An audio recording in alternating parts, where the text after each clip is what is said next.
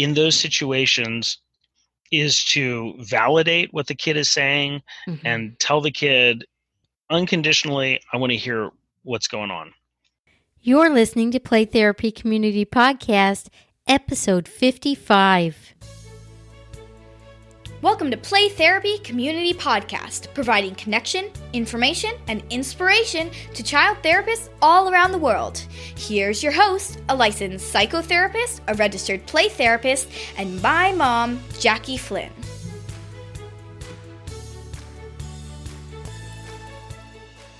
Hi there. Thanks for tuning in to another episode of Play Therapy Community Podcast.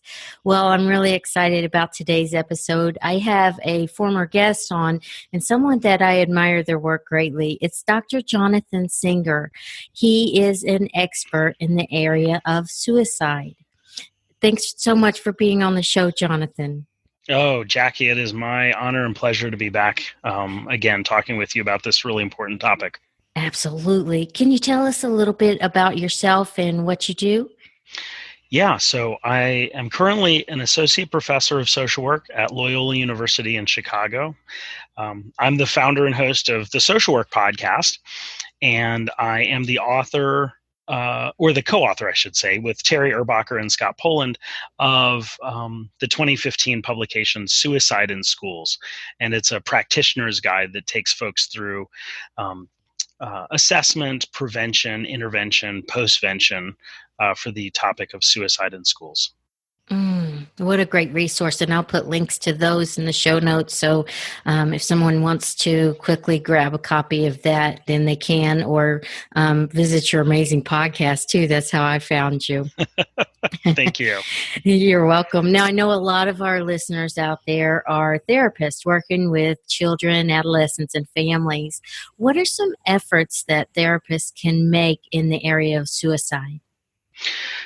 Therapists can do a bunch of things, and we can think about it from, the micro, the meso, to the macro, right? We can look at it from the individual and family to the community to the state level and federal level, and some of some folks might be listening and saying, "Oh, I'm mostly interested in techniques that I can use in the office," and that's great, and I'll talk about that. But I also really want to emphasize that I think that clinicians do a great disservice to our clients when we don't think about broader level issues. What are the policies? What are the, not just billing policies, but what are the trends federally and in our state that can affect resources and access and attitudes and values that can put people at risk for suicide? So some of the efforts that people can make on an individual level is, anytime you're working with a client, anytime you have a new client in intake, you have to screen for suicide risk. That's the first thing. So whether you're talking to an 8-year-old or a 14-year-old, if you're talking to a 3-year-old, not likely that you have to screen for suicide risk, but it would be an important thing to ask the parents about. And this is something that therapists oftentimes, don't have time for, don't think about, but it's really, it really provides an important baseline. And so some of the questions that you can ask are, are there times that you've been so sad that you've thought that it would be better not to be alive? Right? Or if you're talking to kids, and you're talking to you're doing an intake and you're talking with a parent of a younger kid, you could say, I know how stressful it can be to have a kid that's having all sorts of problems. And I'm wondering, what's the worst it's gotten for you? What's sort of been the darkest point for you, or the most difficult time? And where have your thoughts gone with that? And it could be that they go to abuse, right? Like, oh, I've found myself wanting to actually do violence towards my child. And you're like, okay, that's great. Good to know about. Thank you. Or they could say, I get so sad and depressed that I've actually had thoughts of killing myself. When I was a teenager, I had thoughts of killing myself, and I never thought it would pop up as a parent, but it has. And this is such important stuff to know in terms of the family system when you're working with kids. So that's one thing, kind of at an individual level. And I know, like for parents too, it can feel kind of scary when they hear that their child has had thoughts of suicide. And I'm kind of going back to our last episode. What's the best way to respond? And I think it's really important for parents and therapists to really kind of be able to look at it from a really objective point of view and really notice what's going on and take it seriously. Yes. And so let's follow that through just for a minute. So if you're doing an intake assessment and, let's say parent comes in because there's a school referral, kid's been acting up in class, maybe was inappropriate with the teacher, yelled, we call it make a terroristic threat, right? Say something to the teacher. So they're coming in for therapy. Understandably, it's not the first thing on the therapist's mind to ask about suicide risk, but let's say you do ask a couple of questions, of the kid where you're like, so in that really stressful moment where you actually, said those things to the teacher, did you have any thoughts either right before or right afterwards about hurting yourself? And then you just sort of pause because the assumption is that the kid is thinking about hurting the teacher. Mm-hmm. But, some anecdotally, something that was very interesting, I was working with an emergency department in Philadelphia, and I was also on the non-homicide child death review in Philadelphia. And what that did is it looked at accidental overdoses and suicide deaths for youth 0 to 24 or 21 in Philadelphia. And so it included college students. But one of the things that we learned was that over a 3-year period, of the kids that ended up dying of suicide that went through the emergency department, only 10% presented with suicide risk. The rest presented with aggression and behavioral disturbances. And so even when you're talking with a kid that doesn't present as sort of depressed or kind of that irritable depression, it's really important to assess for suicide risk. And it could be a huge relief for one of these kids that says, yeah, I was, ultimately I was acting out because I was thinking nobody cared whether I was around or not. Yeah. And they may not even know that it's all right to say without asking them. I know I get a lot of referrals from school counselors in the area or parents that are aware of that their child is cutting. And I know the cutting is a coping skill. It's not necessarily, an indicator of suicide risk, but definitely in those cases, it's really, it's more blatant, but in many cases they're not cutting or they're not saying anything, and they could be just as painfully sad in having those thoughts as the one who is doing the cutting or saying it to someone. Yes, that's absolutely right.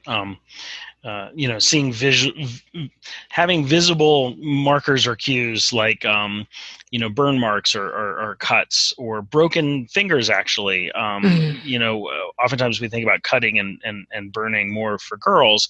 But boys engage in non-suicidal self-injury oftentimes by punching things. Yes, I've seen that. Yeah, bashing their heads. It's anything that's intentionally trying to destroy body tissue. And so we shouldn't say, oh, well, the kid never cut, and so therefore not engaging in NSSI. It's like, oh yeah, but isn't it interesting that his knuckles are sort of bruised and his fingers are broken like a couple times a year from punching inanimate objects.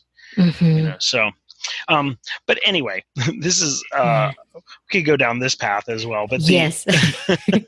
But so interesting. The main, I think, one of the main things that folks don't often think about, and that's the reason why I'm bringing it up, is to always assess for suicide risk at an intake. And especially with kids that we don't typically associate with being at risk for suicide, which is kids who are referred for aggressive or impulsive acts. It's important to assess the parents. Now, if you do have a kid that is 8, 9, 10, 11, 12, 13, 14, 15, who during the screening has revealed thoughts of suicide, then you want to do a more thorough assessment. In our book, we go through the whole sort of soup to nuts, how to assess for ideation, intent, plan, method, all those sorts of things. And it takes time.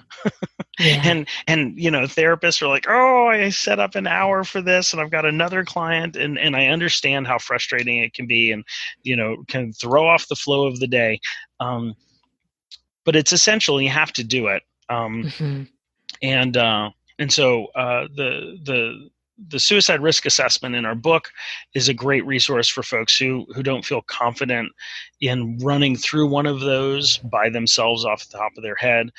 But there are other resources that folks can use. So wherever you get it, I just encourage you, the listener, to make sure that you have something on hand that you can pull out and say, oh, unexpected positive screen for suicide. I'm gonna go through this, and I'm gonna do this. I know before I found you and all the information, I'd been using the SLAP assessment that I learned about in my training in grad school at UCF, University of Central Florida, and it really just looks at the specificity. Try to say that word 3 times fast. Just how specific is the plan, and how lethal, how available is the method, and what is their proximity to helping resources. So just a real simplified version, but I like the way that you go more in depth, and it sounds very kind and gentle the way that you worded it as well. Oh, thank you. Yeah. No, and the SLAP and whatever works, right? So whatever it is that you all are doing in your practice, just make sure you do it, and then you document it, and that you call somebody for consultation after a positive screen and an assessment. And then you talk to the parents, and some of them are going to be shocked. Some of them are going to be in denial. Some of them are just going to be just plain old confused, because they were coming in for one thing and then you're talking to them about something else. And so it's not uncommon, to have parents say things like, that can't be true. I know my kid, and they must just be saying things because they're trying to get out of something, or that whatever it is. And then, so then you have to anticipate that and get good data for your assessment, and then, talk with them, empathize with their, experience, validate how much they love and care for their kid, and also talk about how legitimate and serious this is for follow-up. Yes, that education is so important just to kind of keep the parents aware of what's helpful and what's not, and what's really going on. Yeah, it is important. And, and whether you're a parent or you're a therapist, I think one of the things that you can do at a community level is, if you're a parent, you can talk to the school counselors and say, are there folks that you know of in the area that are good working with kids who are at risk for suicide? You can broaden that, kids that have been traumatized in some way, or, they're experiencing a loss, just to find out what sort of resources the school counselor has at their fingertips. And it could be that the school counselor says, no, that's not, I don't have any time for that. I don't really have a referral list. That's an important thing to know as a parent. And so then to say, well, what can we do about that? Yeah. Because you don't want to have to start searching for somebody like when you need them. That's absolutely, especially if you're going to give a referral out, you want to be able to have some background knowledge and have it be a good one. I think for the therapists out there, it would be a good idea too to get that information out to the school counselors, and maybe offer some free trainings or presentations to the schools or at the local school board, things of that nature, to let people know that you can help in that area. Yeah, it's a great idea. It's absolutely a Mm-hmm. great idea, especially if you have expertise in working with, say, suicidal kids, right? Mm-hmm. Or sexual abuse, or grief and loss, whatever your expertise is.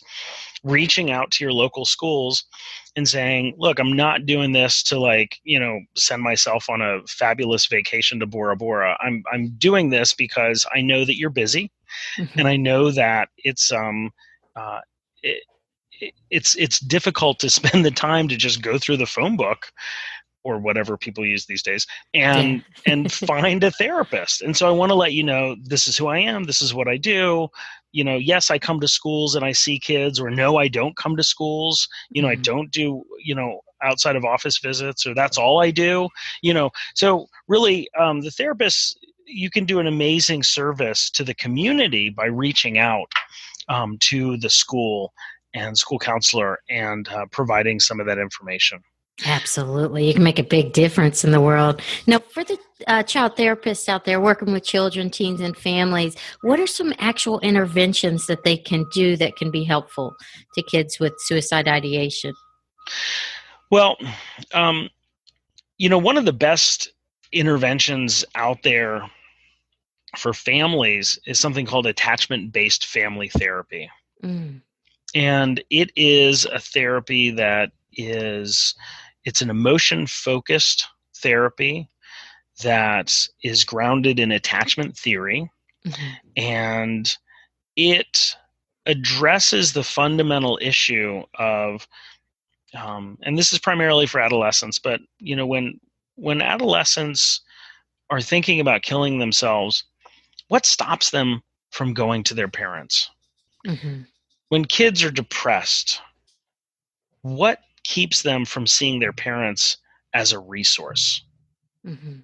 And if you want to get really basic, and you can imagine talking to the kid, you can say, when you're so sad and you're so lonely and you're hurting so much that you're thinking about killing yourself, what keeps you from going to your parents? Why would you rather kill yourself than talk to your parent? Mm.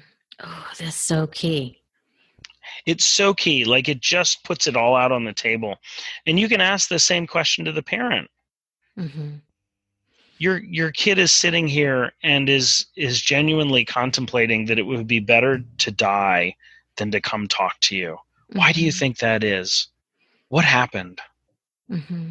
And when you can heal that, then that's what can really make the parent a resource to the kid and help things kind of move in a healthier direction. It's exactly right. And Mm-hmm. and that, repairing that attachment rupture, to use the lingo, Mm-hmm. repairing that rupture opens up space to talk about these sensitive, possibly shameful, intimate topics of life and death. But it also makes it easier to talk about other things like, hey, I really want to go to the dance, or I failed this test, or you've always imagined me going to school A for college, and I've decided I want to go to school B.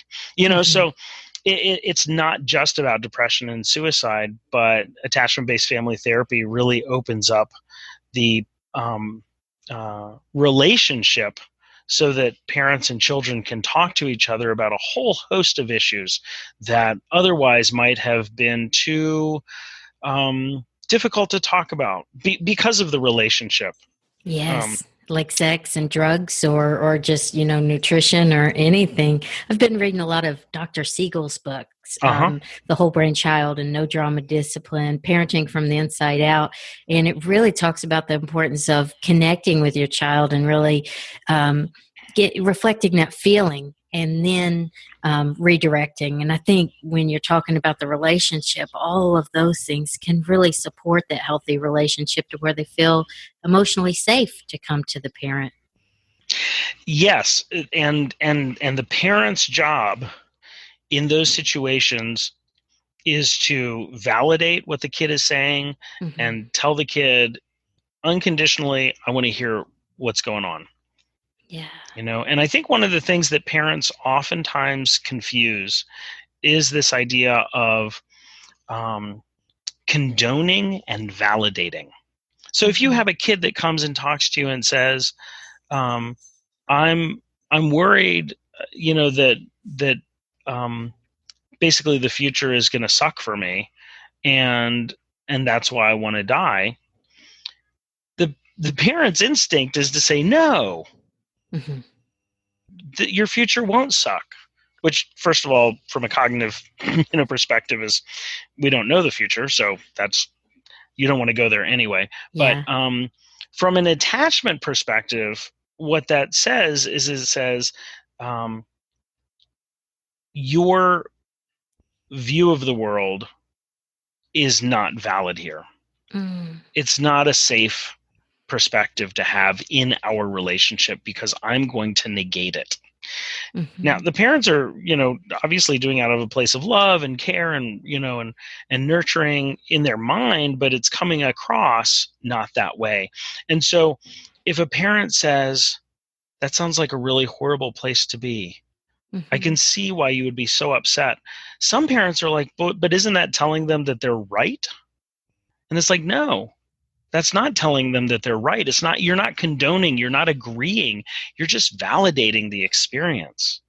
Yeah, that's so important. It's really in practical terms, it sounds like my parents just don't understand. They don't get it when they feel like they're just shut down.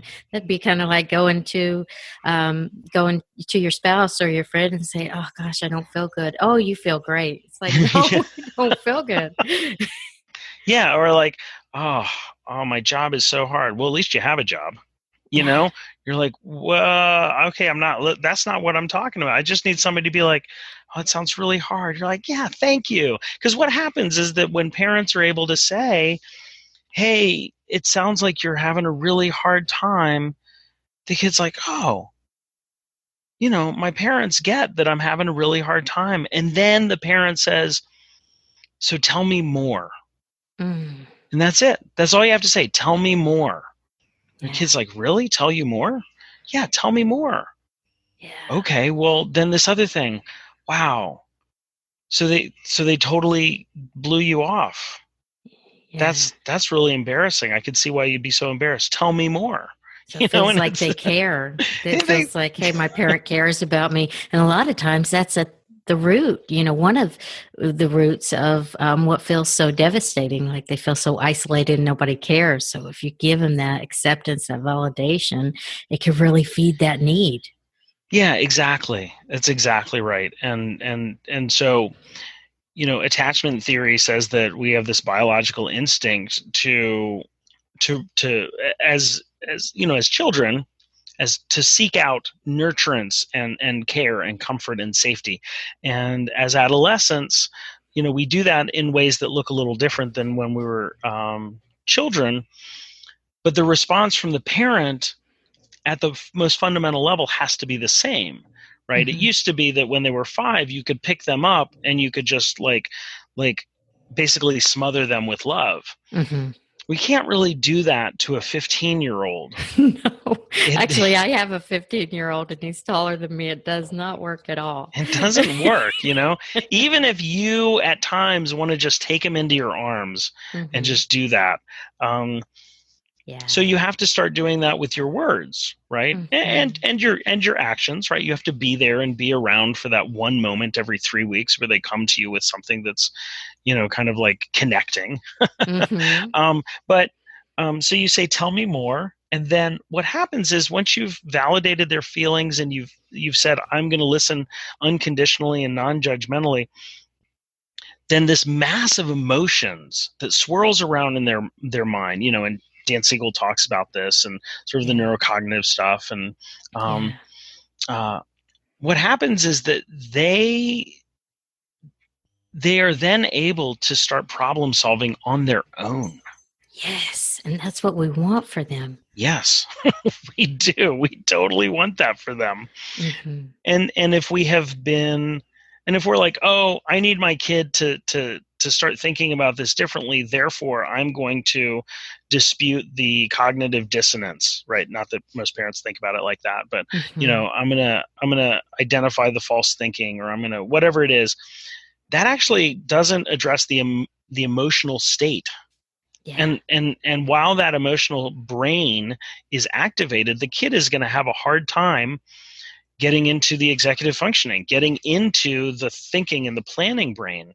And so by acknowledging that and sort of releasing the valve or opening the valve to release the pressure, then it helps kids move into the problem solving and the planning and the executive function, the prefrontal cortex part of the brain. Yeah, it's almost like kind of like lectures. They don't work while the child, or they're not really good in that discipline relationship building piece. You want to connect with them, because if they're upset, and their prefrontal cortex is offline, they can't really hear you and take it in, or are they accepting of the information? Exactly right. So it can kind of strain that relationship rather than make it stronger. And especially if they're having suicide ideation, you want to do everything as helpful as possible. Yeah, no, it's totally true. Now, so that, the attachment-based family therapy, you can contact, Guy Diamond or Suzanne Levy, and they're at Drexel University in Philadelphia, and they're the developers of ABFT. And so you can contact them for more training information. But, one of the things that is also really important when you're working with folks who are suicidal in terms of interventions, is service coordination. Right? You can do amazing things in the office. And I'm assuming that the folks that are listening to this podcast are thoughtful clinicians anyway, right? Because they're sort of listening and they're learning and they're interested in that. And so, all the techniques that folks use, the supportive techniques, the reflective listening, and the validation that the therapists are so good at, all of that is amazing stuff with kids who are suicidal. But it's really, checking in with the school and saying, what is the plan if the kid says something to a school counselor? What is the school's response going to be? Because if the school then says, well, we got to kick the kid out until you write a note saying the kid can come back to school, that can actually be traumatizing. Absolutely. And it can be unsafe for the kid. You want to find out what sort of sports the kid is involved in, or extracurricular activities. Will there be any repercussions for the kid programmatically? Like, are there any things in the rules that say, kids that are receiving treatment for depression or suicide risk are not allowed to go on away games, right? And in which case, that is a problem, because it could be that the thing that the kid is most looking forward to is going to the away game. Yeah, like the light in their life, the little glimmer of hope that gives them happiness or feeling of safety. Exactly. And so, really advocating for the kid and supporting the parent to be the advocate with the other things. These are things that we don't necessarily get to bill for. And if we do, it's not very much. And so, it's one of the reasons why, because we have to pay the bills too, but it's one of the things that makes doing children and family work so challenging. But it is essential, because you can do amazing work in the office, but if the kid walks out into a chaotic environment, and not just sort of chaotic in the home, but in the sense that the adults in their lives are not on the same page with what's going to be really healthy and protective for them, then all the work in your office is going to be for naught. Absolutely. Absolutely. And I think it's really important for clinicians to remember that a collaboration with other professionals, such as school counselors or maybe pediatricians or whoever else is involved in their life, the behavioral therapist, they can collaborate and kind of create a synergy, but they do need to have that authorization for exchange of information, permission, the consent from the parent to be able to do that. That's correct? Oh, absolutely. I mean, obviously in a suicidal crisis, like where you have really good evidence that unless something happens immediately, there could be the risk for loss of life, then states typically will waive confidentiality. But that's not what I'm talking about. I'm talking about sort of the stuff that you do in advance to plan to prevent that crisis from happening. So you absolutely need the releases signed. And that's actually one of the reasons why I encourage folks to have conversations with the parents about the parents advocating, because the parents don't need to sign a release. Yes. They just make the phone calls, and you can sit through and you can role play with them, and you can, you can problem solve in advance. You can do it therapeutically. You can say, so what's the thing that you're worried most about when you call the school counselor? Right? Let's talk through that. I know that you don't really think that the coach has great interpersonal skills, but is an amazing coach. What's something that the coach could say that could kind of stop you from actually being fully honest with him about where your kid is at right now? I love that. I love the way you word things, because it seems so just in the best interest of the child, just being able to help identify those obstacles for the parents. And then once you have it identified, then you can process through it. Thank you. That's good stuff. Yeah. Now we're almost out of time. Any other interventions that you feel like that child therapists or therapists working with children, teens, and families can implement? Well, I think, it's boy, there's so many things. It'd be hard to list them in just a couple seconds. Yeah. And I'll put some resources in the show notes too. Okay. I think it's good just to for people to have that on the top of their mind, that, hey, there are some interventions that you could do that are preventative. And really, I love that you really pointed out that child-parent relationship is at the front of, making it all work, being able to have that relationship and that safe place to go say what's going on for them. It really is. It absolutely is. I think that's the most important place to start. Yeah. Well, thank you so much for being on the show, Dr. Singer. And I have, I'll have your show notes with the links to your books and your podcast and all the resources that you mentioned. I really appreciate it. Well, it's been an honor and a pleasure, Jackie. Thanks so much for having me back. Thank you. Bye-bye. Bye-bye. Oh, thank you so much for listening to this episode on suicide preventions, assessments, and interventions with Dr. Jonathan Singer. It is such an honor to have him on the show. He is an expert in the area of suicidology.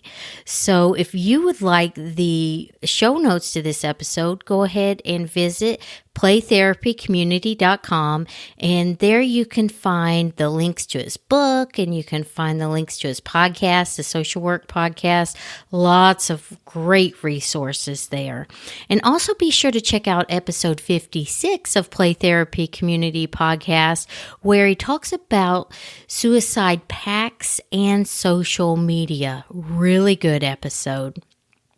Now, I want to tell you about something that is getting ready to launch just at the time of this recording. So depending on when you listen to it, I'm not sure if it'll be active. But if you are interested in a mastermind group, and that's just a group of professionals that get together, we're ambitious healers that are interested in just growing as professionals and growing our ability to help as many people in the biggest way possible. And we talk about online courses, membership sites, ebooks, that type of thing.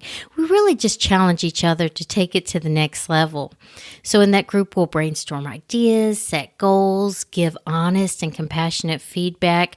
We just, together, we create like a synergy of energy to propel each other forward in our work. You can find the link to that if you're interested at playtherapycommunity.com. I have a tab for Mastermind Group.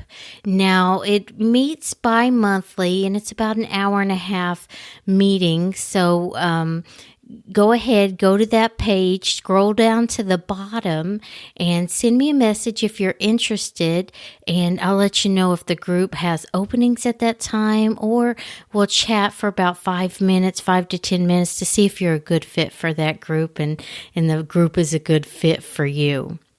Okay, so if you haven't done so yet, I would love to have you in our closed Facebook group, Play Therapy Community. So just search for Play Therapy Community, or you can find our page, Jackie Flynn Play Therapy Community. That's on Facebook too. I'd love to have you check out both of those things. Also, I'm on Twitter at Jackie Flynn RPT, like Registered Play Therapist.